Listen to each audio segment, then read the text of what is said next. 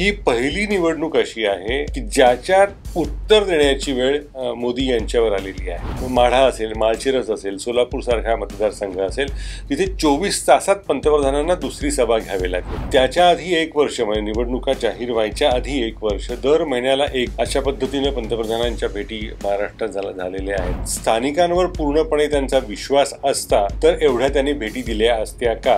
पहिल्यापासून ते आतापर्यंतच्या शेवटच्या टप्प्यापर्यंत दरवेळेला मोदी यांना नवीन नवीन मुद्दा काढून बघावा लागलेला आहे। आजपासून बरोबर 6 दिवसांनी महाराष्ट्रातली शेवटची मतदानाची फेरी संपलेली असेल।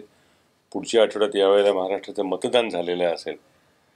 या जवळपास 5 टप्प्यात झालेल्या या पहिल्यांदाच झालं असं महाराष्ट्रात की एवढी मोठी दीर्घकाळ निवडणूक चालली। त्याची वैशिष्ट्य काय?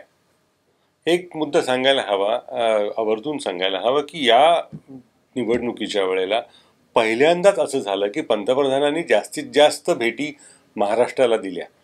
म्हणजे फक्त निवडणुकीचा कालखंड म्हणजे निवडणुका जाहीर झाल्यापासून 20 मे पर्यंतचा जर कालखंड लक्षात घेतला तर पंतप्रधानांच्या या एवढ्याशा कालखंडामध्ये जवळपास 17 ते 18 भेटी झालेल्या असतील।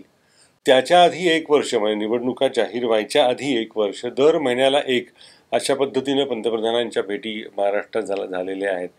याच्यावरून या निवडणुकीतलं महाराष्ट्राचं महत्त्व अधोरेखित होतच होतं। पण त्याचबरोबर पंतप्रधानांना म्हणजे भारतीय जनता पक्षाचे सर्वोच्च नेते आहेत त्यांना महाराष्ट्राच्या विषयी काही साशंकता आहे किंवा काय हा देखील प्रश्न पडतो। कारण जर स्थानिकांवर पूर्णपणे त्यांचा विश्वास असता तर एवढ्या त्यांनी भेटी दिल्या असत्या का? हा एक मुद्दा। आणि त्याचबरोबर या भेटी दिल्यामुळे अधिक आपल्याला जागा मिळू शकतील असं त्यांना वाटत असेल। अर्थातच त्यासाठी त्यांनी ते केलं असेल, पण हा प्रयत्न त्यांना स्वतःला करावा लागला। हा यातला एक अतिशय महत्त्वाचा मुद्दा या निवडणुकीमध्ये अधोरेखित होतो। पंतप्रधान किती वेळेला महाराष्ट्रात आले, त्याचबरोबर पंतप्रधान किती वेळेला कुठल्या मतदारसंघांमध्ये आले, त्यांना यावं लागला, हा मुद्दा सुद्धा यावेळेला महाराष्ट्राच्या बाबतीत लक्षात घ्यावा असा आहे। उदाहरणार्थ माढा असेल, माळशिरस असेल, सोलापूर सारखा मतदारसंघ असेल, तिथे 24 तासात पंतप्रधानांना दुसरी सभा घ्यावी लागली।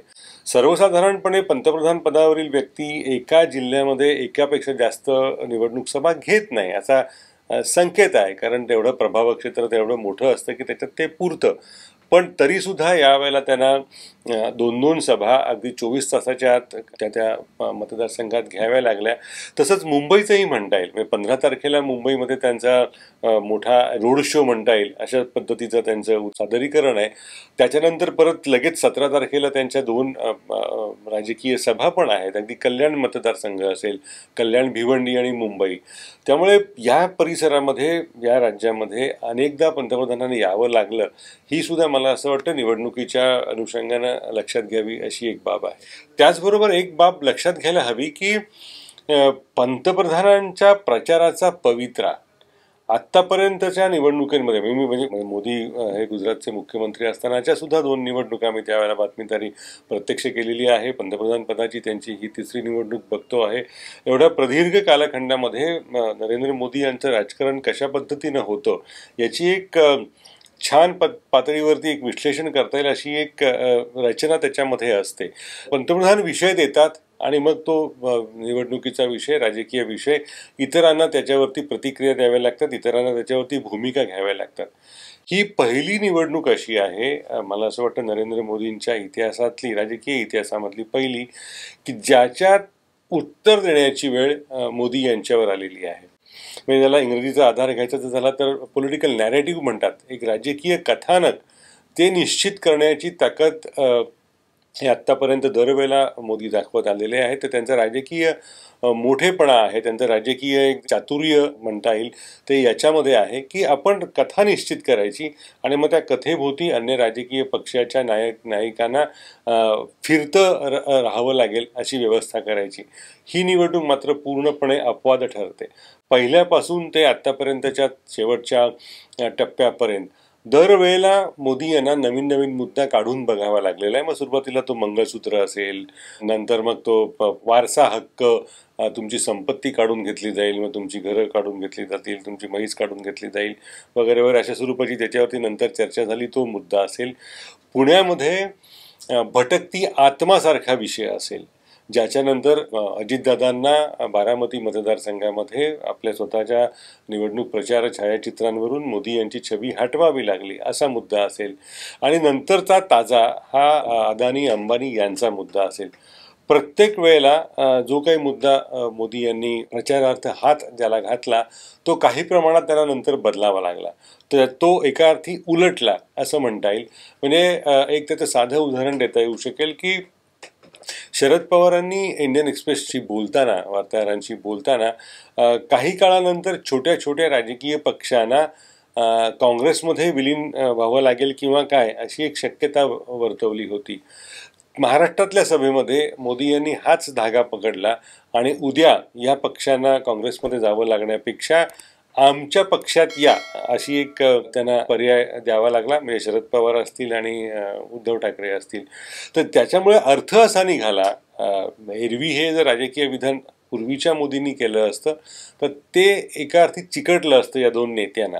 पण सद्यस्थितीत त्याचा परिणाम असा झाला की लोकांमध्ये असं पसरवलं गेलं आणि ते लोकांना बऱ्यापैकी विश्वसनीय वाटलं की अरे भाजपला स्वतःच्या ताकदीवर येण्याची शक्यता कमी वाटते की काय, म्हणून ते आता ते मोदी आणि स्वतः मोदी हे पवार आणि उद्धव ठाकरे यांना बोलवत आहेत. त्यामुळे ही निवडणूक ही दोन अर्थाने अतिशय महत्त्वाची ठरते. महाराष्ट्राचं या निवडणुकीमधलं योगदान, महाराष्ट्र आणि बिहार ही दोन राज्य या निवडणुकीमध्ये भाजपसाठी निर्णायक ठरतील. या दोन राज्यांनी मिळून गेल्या निवडणुकीमध्ये दोन राज्य मिळून 88 खासदार संसदेमध्ये दिले जातात. या 2019च्या निवडणुकीमध्ये यातले जवळपास 80 खासदार या दोन राज्यांमधनं संसदेवर दिले गेले होते. भाजपचा मोठा आधार या राज्यांमध्ये होता. तो या निवडणुकीमध्ये किती कमी जास्त होईल त्याच्यामध्ये हा निर्णायक घटक ठरेल. त्यामुळे महाराष्ट्रातल्या 48 खासदारांचे गेल्या वेळेला 42 खासदार हे त्यावेळीची शिवसेना आणि भाजप यांच्या वाट्याला होते. त्याच्यात किती कमतरता होतीये, ते कमतरता करण्यामध्ये विरोधकांना किती यश येतंय किंवा येत नाही याच्यावरती ही निवडणुकीची समीकरणं अवलंबून असतील. पण ती समीकरणं स्वतःच्या हातात राहावीत यासाठी पंतप्रधानांना जे विशेष प्रयत्न करावे लागले, विशेषतः महाराष्ट्रामध्ये, त्यासाठी ही निवडणूक महाराष्ट्रामध्ये बराच काळ राजकीय इतिहासात नोंदली जाईल, चर्चिली जाईल, याबाबत शंका नाही. महाराष्ट्राच्या निकालावरती भाजपची सत्ता येते किंवा नाही, कारण उत्तरेकडची जी राज्य आहेत ज्याला काऊ बेल्ट म्हणतात, गोपट्टा असं ज्यांचं वर्णन केलं जातं, हिंदी भाषिक राज्य, त्यांच्यामध्ये भाजपचं जे काही स्थान आहे ते अधिक आहेच, त्याच्यापेक्षा जास्त वाढू शकत नाही. उदाहरणार्थ राजस्थान असेल, उत्तर प्रदेश असेल, गुजरात, उत्तर प्रदेशमध्ये काही जागा भाजपला वाढतील अशी आशा आहे. पण अन्यत्र त्यांना पूर्णपणे जे काही यश आहे 100% यश आहे. महाराष्ट्रातलं ते यश त्यांना राखता येतं किंवा काय यावरती भाजपची सत्ता येणार का, आणि आली तर किती ताकदीनं येणार, किती मताधिक्याने येणार, किती बहुमताने येणार, हे महत्त्वाचं ठरेल. त्यामुळे महाराष्ट्र हा अशा अर्थाने या निवडणुकीच्या केंद्रस्थानी आलेला आहे, याची आपण निश्चितच नोंद घ्यावी अशी ही घटना आहे.